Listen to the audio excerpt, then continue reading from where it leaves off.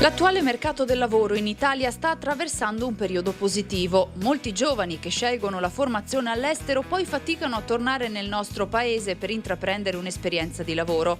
La Camera di Commercio di Treviso e Belluno mette in campo opzioni interessanti per favorire una cultura del Made in Italy anche nella scelta di un'occupazione. Si possono fare dei tirocini in Camera di Commercio e non solo in Camera di Commercio, dove ovviamente c'è anche un contributo. C'è il contributo regionale, quello che riguarda il tirocinante, ma poi se il ragazzo finisce o la ragazza finiscono il percorso completo, che è di 6 mesi, c'è un contributo ulteriore di 4.000 euro.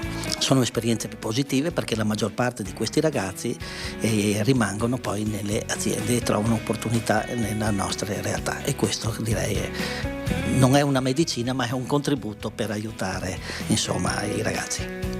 Il sistema camerale collabora con le aziende del territorio e anche con il mondo accademico per far conoscere laboratori di export manager e far sì che i giovani valorizzino la propria preparazione anche in questo campo. Ci sono tante eccellenze, come dicevo, che non sono conosciute e magari tu pensi di trovarle all'estero e le hai fuori dalla porta di casa, e questo è un limite nostro e noi dobbiamo superarlo.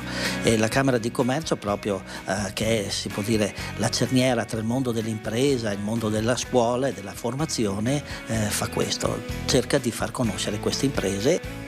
La Camera di Commercio dunque evolve i propri ruoli sapendosi adattare anche ad un mondo del lavoro che cambia e si rinnova anche al suo interno. Di recente ha sottoscritto il nuovo contratto integrativo per i dipendenti di Treviso e Belluno e le opportunità sono molte tra bandi e concorsi. Mi rivolgo ai giovani bellunesi che tengano sotto controllo il sito della Camera di Commercio, perché tra poco ci sarà una pubblicazione di un bando pubblico e io mi auguro che ci siano delle adesioni a questo bando, perché come ho detto, tra gli enti pubblici le Camere di Commercio sono quello che dal punto di vista della remunerazione e dello stipendio sono quelle che le hanno più alti.